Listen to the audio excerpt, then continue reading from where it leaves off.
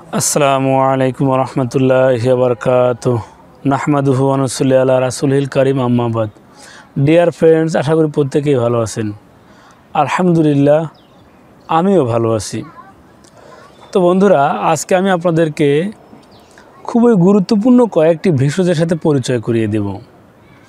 তো বন্ধুরা, যে সকল যুবক ভাই অল্প বয়সে শারীরিক এবং মানসিকভাবে বেশ দুর্বল হয়ে পড়েছেন, তো বন্ধুরা বিশেষ করে শারীরিক দুর্বলতা, তো এই দুর্বলতা বলতে সাধারণত আমরা প্রাইভেট সমস্যাকে বুঝি। তো বন্ধুরা, আপনি কি জানেন যে শারীরিক দুর্বলতার সাথেই প্রাইভেট দুর্বলতা সম্পর্কিত একটি বিষয়। আপনার শরীর অধিক দুর্বল হয়ে গেলে আপনি কিন্তু মানসিকভাবেও দুর্বল হয়ে পড়বেন, সেই সাথে আপনার প্রাইভেট অনেকগুলো সমস্যা দেখা দিতে পারে। তো বন্ধুরা, এই শারীরিক দুর্বলতা বা সেই সাথে মানসিক দুর্বলতা কয়েকটি কারণে হয়ে থাকে।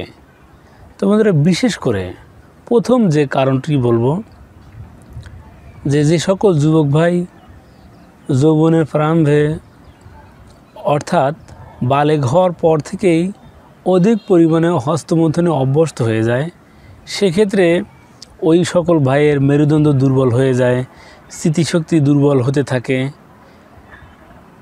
ক্যালসিয়ামের অভাবজনিত সমস্যাগুলো দেখা দেয়। ফলে সেই ভাই ভাবতে থাকে যে আমি শারীরিকভাবে দুর্বল হয়ে পড়েছি, আমার বিবাহের পরেও আমি বেশ দুর্বল থাকব, এই একটা মন মানসিকতার ভিতরে ঢুকে যায়।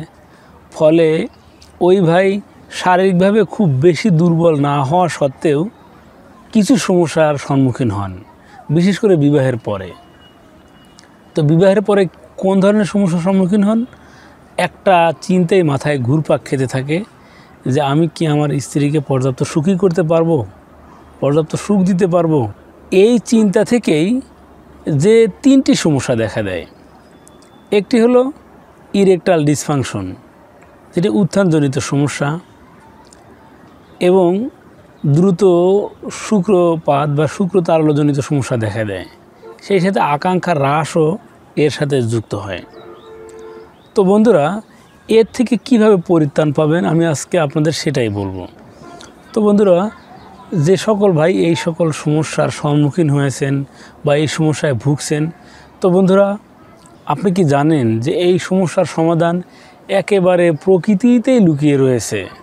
আপনি ভাবছেন আমাকে অনেক টাকা খরচ করতে হবে, অনেক ব্যয় করতে হবে। বন্ধুরা, এমন বিষয় নয়।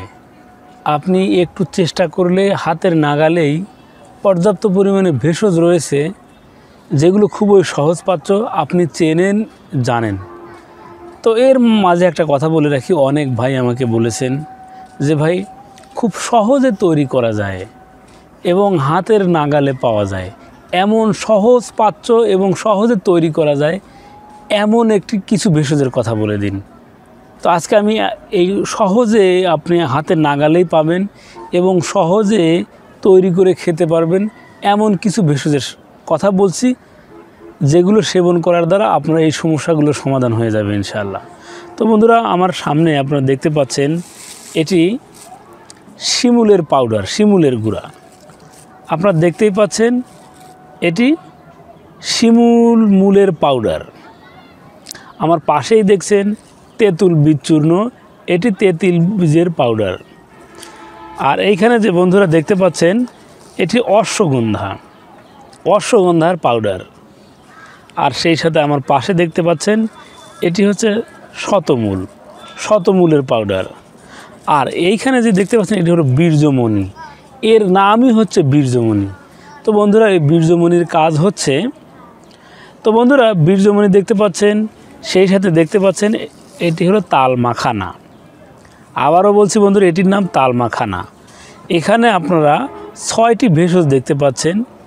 তো বিশেষ করে আমি বীর্যমণির কথা বলবো, যে এই বীর্যমণির কাজই হলো বীর্যকে গাঢ় করে দেওয়া, আঠার মতো করে দেওয়া। তো এটি সরাসরি কেউ সেবন করবেন না, শুধু বীর্যমণি কখনো সেবন করা যায় না, এর সাথে এই ভেষজগুলোকে ব্যবহার করতে হয়। তো বন্ধুরা, কতটুকু সংগ্রহ করবেন, কতটুকুর দ্বারা আপনি একটি ভালো মানের ডোজ তৈরি করতে পারবেন। তো বন্ধুরা, প্রথমে আপনারা এই শিমুল মূলের পাউডারটা 100 গ্রাম নেবেন। তেঁতুল বীজের পাউডারটা এটিও আপনারা 100 গ্রাম সংগ্রহ করবেন। অশ্বগন্ধার পাউডার 100 গ্রাম, আপনার শতমূলের পাউডারটা 100 গ্রাম। আর বীর্যমণি কিন্তু বন্ধুরা বেশি ব্যবহার করবেন না, সর্বোচ্চ 25 গ্রাম। আর এইখানে আপনাদের তাল মাখানাটা দেখতে পাচ্ছেন, তাল মাখানাটাকে সংগ্রহ করবেন 100 গ্রাম। তো বন্ধুরা, আপনারা বিশেষ করে এখানে যতগুলো 4টে পাউডার রয়েছে, এই 4টি পাউডার বিশেষ শিমুল মূল, তেঁতুল বীজ চূর্ণ, অশ্বগন্ধা আর শতমূল, এটি প্রথমে হালকা গরম পানির সাথে গুলিয়ে নেবেন। একেবারে গোলাবেন না, শুধু এটি আটার খামির যেরকম হয় এরকম যেন হয়।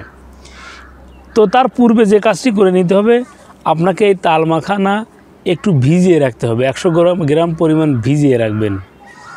ভিজিয়ে রাখার পরে আপনারা এই কয়েকটি পাউডারকে একত্রে একটু গ্যাসের চুলায় হালকা আঁচে এটি রান্না করতে থাকবেন। যখন এটি আঠালো আঠালো রান্নার মতো হয়ে যাবে, তখন আপনারা 25 গ্রাম বীর্যমণি দিয়ে এটি নাড়াচাড়া করবেন। এটি নাড়াচাড়া করার ফলে যখন মনে হবে যে ভিতরে আর তেমন কোনো পানি নেই, খুব সুন্দর একটু হালুয়া হালুয়া হয়ে গিয়েছে, তখন আপনারা এখানে পরিমাণ মতো মধু, আপনার ডায়াবেটিস থাকলে আপনারা একটু বেশি দিবেন। আর যেন হালকা হালকা মিষ্টি লাগে, ডায়াবেটিসের রোগীরা হালকা অল্প পরিমাণে মধু ব্যবহার করবেন। দেখবেন এতে তৈরি হয়ে যাবে সুস্বাদু একটু হালুয়া। এই হালুয়াকে আপনারা সকালে 2 চা চামচ পরিমাণ এবং রাত্রিতে 2 চা চামচ পরিমাণ, এটি অবশ্যই খাওয়ার পরে সেবন করবেন। তো বন্ধুরা, একটি প্রতিনির্দেশ হলো, বন্ধুরা এটি যে সকল যুবক ভাই এখনও বিবাহ করেননি, বিবাহ করতে অনেক দেরি রয়েছে, তারা এটি সেবন করবেন না। যেহেতু তৈরি করার ফর্মুলাটা আপনিও শিখে গেলেন, তো খাবেন না।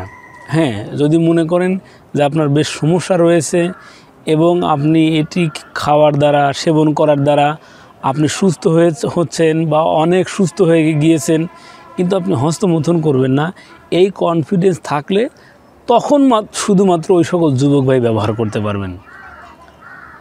তো বন্ধুরা, এই প্রকৃতি থেকে সংগ্রহ করে আপনি নিজের হাতে নিজে এই ঔষধ তৈরি করুন বা হালুয়া তৈরি করুন, সুস্থ থাকুন। বন্ধুরা, এই ভিডিওটি যদি আপনাদের ভালো লাগে অবশ্যই সাবস্ক্রাইব করবেন, লাইক দিবেন, শেয়ার করবেন এবং আপনাদের মূল্যবান মতামতকে কমেন্টের মাধ্যমে জানাবেন। ধন্যবাদ সবাইকে।